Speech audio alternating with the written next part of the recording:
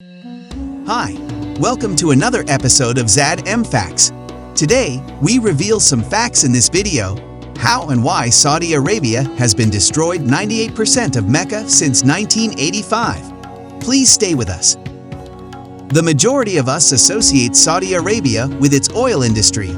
They are one of the most powerful voices in the sector and make hundreds of billions of dollars a year from extracting oil. But many of us fail to realize that Saudi Arabia is also an Islamic nation. Mecca, regarded as the holiest city in Islam, is located in Saudi Arabia. Islam was created by Muhammad, peace be upon him. In addition to being born in Mecca, the final prophet of Allah also received his revelations there around the beginning of the 7th century. You probably won't be surprised to learn that most Muslims attempt to make a pilgrimage to this holy city at least once during their lifetimes, given its religious significance. This is what causes the country to receive millions of pilgrims each year. For a very long time, the only ways to enter Saudi Arabia were as a pilgrim or on a work visa. Saudi Arabia didn't begin welcoming tourists until September of 2019. However, Mecca is still only open to Muslims, and attempting to enter illegally like Iraq is quite dangerous. After hearing all of this, one would assume that Saudi Arabia would be very interested in preserving the city's architectural and cultural heritage. But in reality, this is not the case. The architecture of Mecca has actually been systematically destroyed by Saudi Arabia for years. 98% of Saudi Arabia's historical and religious landmarks have been demolished since 1985, the bulk of which were in Mecca. You might be able to claim that there is no agenda if this figure were 5 or 10%. But at 98%, there's clearly something going on here. As if they tried to wipe out history, says one researcher. Also, it's not like they're erecting brand new temples atop these ruins. Most frequently, they are developing hotels and resorts, though occasionally the situation is far worse. For instance, they demolished the Prophet's first wife's home to make public toilets. They're just being insulting at this point. Then why on earth is Saudi Arabia eradicating their cultural legacy? Wahhabism. Looking back, it is clear that the destruction of Mecca is by no means a recent occurrence. In fact, it has been prevalent since at least 1205 and has lasted for about 1,000 years. Despite the passage of time, the justification for modern destruction is not all that different. Everything comes down to the principles of the narrower Sunni branch of Islam known as Wahhabism. In Saudi Arabia, Wahhabism predominates, and they don't believe in worshipping other people. Even visiting the shrines and graves of prophets and saints is strongly discouraged. It is believed that going to these places will violate Islam's most serious sin, which is to worship someone other than God. To some extent, this makes sense. It makes sense that some people might begin to consider religious figures as their own personal gods if millions of people visited their houses and graves. While there is a chance of that happening, it does seem unfair to destroy centuries' worth of history in order to stop a few people from, quote, stepping out of line. Saudi Arabia argues for this by erecting buildings that reflect its interpretation of Islam. It is not necessarily the case that Saudi Arabia wants to completely destroy Mecca, because it has been destroyed most of it. They not only defend, but also make every effort to improve places they consider to be truly pure and sacred, such as the Kaaba. The Kaaba and the structures surrounding it have received tens of billions of dollars from Saudi Arabia throughout the years. The magnificent clock tower that was constructed close to the magnificent Mosque of Mecca is an ideal illustration of this. The clock tower not only has a gorgeous appearance, but it also has a remarkable capability. There are 1,618 rooms in the main tower, which has a floor area of almost 16 million square feet. On learning this, you probably won't be shocked to learn that it cost $15 billion to build. This is only one of the numerous Hajj-related initiatives they are working on. They have constructed a number of luxury hotels, parking garages, dining establishments, and other facilities that you could require for a successful trip. They've also put a lot of work and money into trying to make the region around the Kaaba bigger. In this manner, the number of annual visitors will increase. The Great Mosque now spans 187 acres and can accommodate 2.5 million worshippers thanks to the most recent extension project, which was finished in 2018. You can see that the Saudi royal family is not at all hostile to Islam. They are, in fact, fervent supporters, but it is important to keep in mind that they only do so in light of their particular interpretation of Islam. In the past, they had no problem openly raiding and killing members of various cults. But Saudi Arabia's strategy for handling the crisis has evolved in modern times. These historical sites aren't being destroyed just for the sake of it. They are being destroyed in order to make room for buildings that embrace Wahhabi Islam. The Saudis were able to redirect attention from their destruction of legacy to their production of heritage by framing the issue in this way. They have been able to continue their carnage with noticeably less backlash because to this framing. Thirst for power. There is little question that maintaining power also likely played a factor in the Saudi family's decisions, despite the Saudi family's preference for claiming that their demise is motivated by purely religious motives.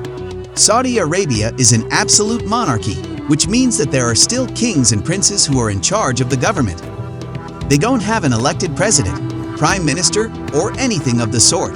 They hardly ever hold elections in reality.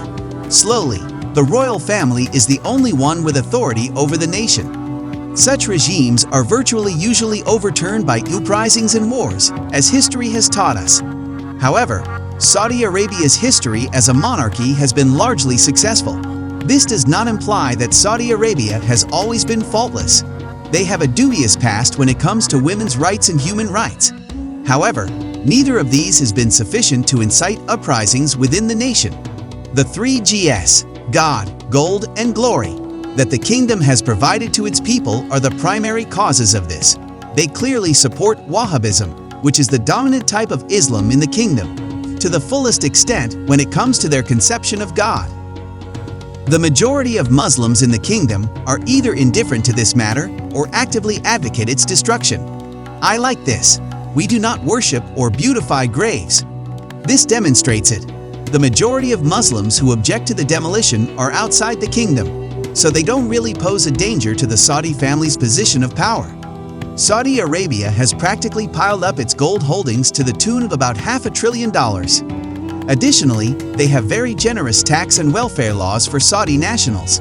Actually, there is no personal income tax in Saudi Arabia. Therefore, the majority of Saudi citizens are satisfied with the state of the economy.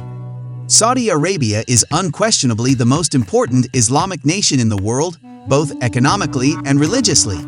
Saudi citizens have virtually little cause to resist or contest the Saudi family's dominance when they receive all 3Gs. But consider for a moment if Saudi Arabia hadn't destroyed these ancient structures.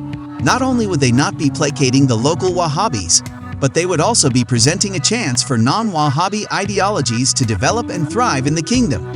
Given that they use every opportunity to attack historical sites, it is obvious that they do not desire this. For instance, Muhammad, peace be upon him. There are 4 language signs all around the Prophet's presumed birthplace informing tourists that there is no proof that Muhammad, peace be upon him, was actually born there. Without doing this, the Saudis would simply be encouraging the growth of non-Wahhabi sects, which would exacerbate tensions not just between this group and the government, but also between this group and the rest of Saudi Arabia. In essence, you would be sowing the seeds of a revolution or civil war. People will start to doubt the Saudi family's authority, and the revolution will probably be led by a religious figure. And considering that both sides have unwavering views, conflicts based on religion have historically been the most destructive. Like the Iranian Shah, I don't know about you, but I don't believe the Saudi royal family wants to become. They therefore are unlikely to halt the destruction anytime soon. Escalating resentment. While the Saudis' destruction-focused strategy has largely succeeded within Saudi Arabia, the same cannot be said for non-Wahhabi Muslims. The actions of Saudi Arabia, in the eyes of many of them, go beyond the pale of morality. In the current world, you are not entitled to obliterate someone else's past because you disagree with their religion. At the very least, these locations are significant to their own history and culture, even if they are not holy as the Saudis say. Many people view the Saudis' choice to destroy these sites in spite of their link as extreme. These folks all share the opinion that the Saudi family has an excessively large ego and is prioritizing control and financial gain over history and culture. After all, they didn't even need to demolish these locations in order to construct their hotels. On the outskirts of Mecca, there is ample room for the construction of lunatic hotels and resorts. Non-Wahhabi Muslims, as well as others, are outraged by Saudi Arabia's activities. Also not fans of this behavior are historians and archaeologists.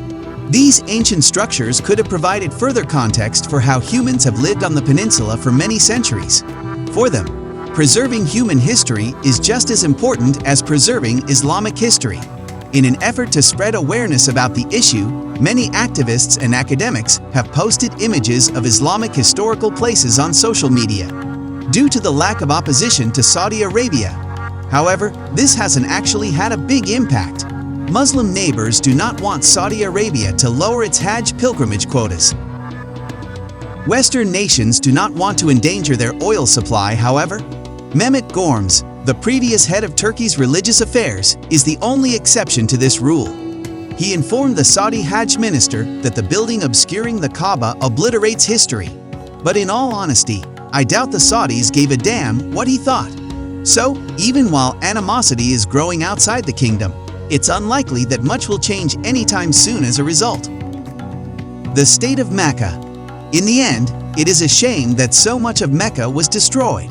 Whether or not these locations are considered to be holy, they are nonetheless significant points in human history that merit study and respect. Instead, the city has been steadily being destroyed by the Saudis for hundreds of years, and this process has picked up speed in the last several decades. They defend their demolition by arguing that these sites promote sin and are inconsistent with Wahhabi doctrine. Although they won't admit it, it appears that maintaining control and power also had a significant influence in their choice. Even though this has infuriated both Muslims and non-Muslims, there is little anyone can do about it. After all, it's not like the Saudis are destroying the pyramids in Egypt. Simply, the Saudis are demolishing their own structures. You are therefore limited to offering them another viewpoint.